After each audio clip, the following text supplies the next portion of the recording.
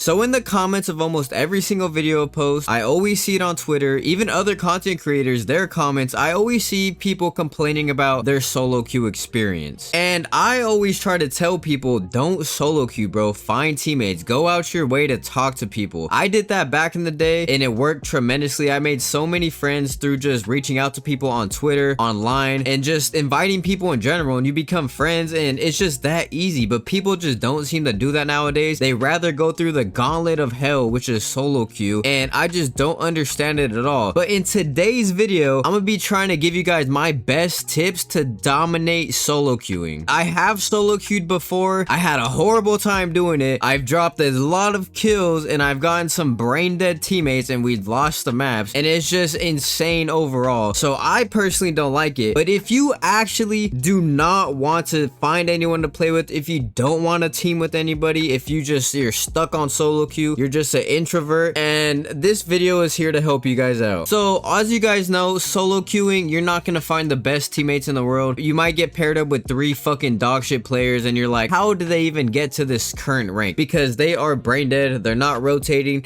they don't know spawns, they're going for kills, they're pushing old, and they just don't know what they're doing overall. And that's just the reality of it. And there's no way around it, bro. You're gonna get 3 random teammates every single game. Some could be absolute fucking gods and you're like, Jesus, like these guys are good as hell, or they could be the bottom of the barrel and it just makes no sense at all. And that's just the luck of solo queue. It's literally a gamble, bro. You don't know who you're gonna get, but you can always control what you do on the map yourself. So my biggest advice solo queuing is you can't play selfishly. You have to do the dirty work, bro. No, if you want to actually win, you have to go out your way to do the shit that your teammates aren't doing. For example, if you see your 3 teammates kill whoring, you have to hop on the hill. You literally have no other choice, or else you guys are gonna win the game, because these teammates aren't gonna hop on the hill. They're just gonna keep doing what they're doing and they're gonna keep blaming each other for not hopping on the hill. So you just have to take that chance. It's gonna be boring, I'm telling you, it's gonna be boring, and you're just gonna have to play hill, bro. You're just gonna have to do your best and just do the dirty work so you guys can win the game, so you don't lose any SR. And when you solo queue, you have to utilize your minimap to the absolute peak, bro. In solo queue, your minimap is literally your best friend. It's literally giving you the comms just by looking at it. It's telling you where all your teammates positioning is at. So if you're constantly looking at your minimap, you don't even need comms from your teammates because you know where they're all gonna be at. So let's say your 3 teammates already set up in power positions or they're doing their own thing. Whatever they're not picking up, you have to go pick up, or else the other team is gonna come through that exact side and they're gonna shit on all of you guys,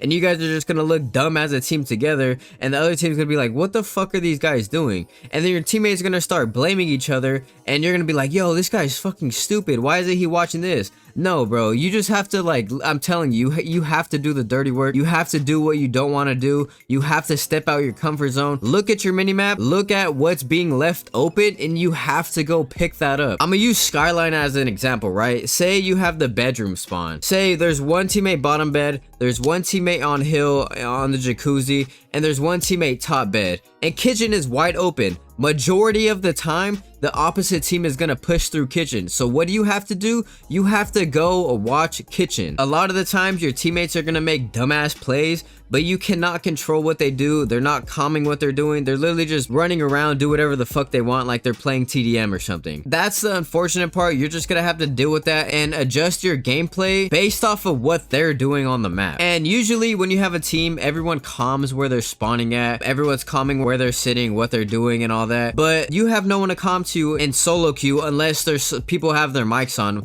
and majority of the time they don't. So what you want to do to be able to read spawns is when one of your teammate dies, bro, look at your minimap to see where their arrow spawns, and based off where their arrow is spawning at, you either want to turn around because you know the other team is going to spawn behind you, or you want to push through and guarantee spawns for the next hill. Wherever your teammate spawns at, you're literally gonna know where the other team is gonna be at, because if your teammate spawns in a certain area, the other team isn't gonna spawn right there. They're gonna spawn either on the side of you or they're gonna spawn on the other side of the map. That alone could win or lose your game altogether. And I know a lot of people just don't look at their minimap. You can obviously tell, but the minimap is like your best friend. Like I said, you could literally get so much information off your minimap. So if you don't utilize your minimap now, you catch yourself like, fuck, I don't look at my minimap as much. Like, you should get in the habit of doing it because it literally tells you where people are at. When an enemy is shooting on the map, their red dot pops up, so you could easily tell where they're gonna be at. So you don't need comms in general. Obviously you want comms for your teammates, but that's just not the case in solo queue, bro. Majority of the time you're not gonna get any comms, so you have to look at the red dots on your map. Another thing is, if no one is rotating on your team to the next hill or to get spawns for the next hill, you have to be the one to do that, or else you guys are just gonna lose the game altogether. I'm speaking for mostly the higher ranks. In the higher ranks, when you solo queue, the other team's gonna rotate, bro. Either one or two people are gonna be early to the next hill. They're gonna be fighting for spawns. So if your team is not doing that, you have to be the one to make the play to either go get spawns for new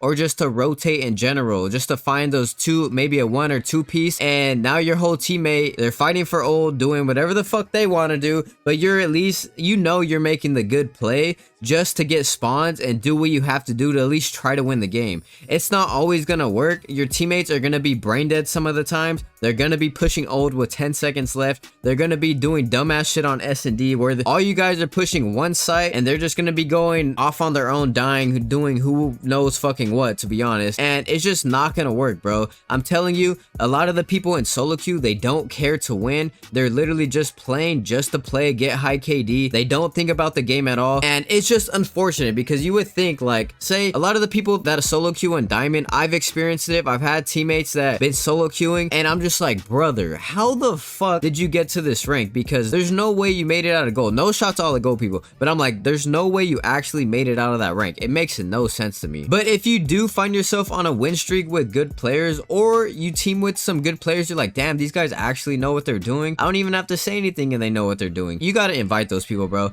And even if they don't join, at least you tried to invite them. And if they do join, then look, you guys found some teammates, right? Maybe you guys start a win streak and maybe you guys keep playing together from there on out. It is not that hard at all. But those are kind of all the solo queue tips I do have. I do not really play solo queue. I just can't do it. It is the gauntlet of hell. It is a mental struggle. So though, if you guys are able to handle it, shout out to you guys, because I personally do not have the mental capacity for it. But yeah, I am on the road to, I was about to say 100K. Who the fuck do I think I am? I am on the road to 1,000 subscribers. So if you guys could please leave a like, comment, subscribe, it'll be greatly appreciated. And yeah, I'll see you guys next video. Peace.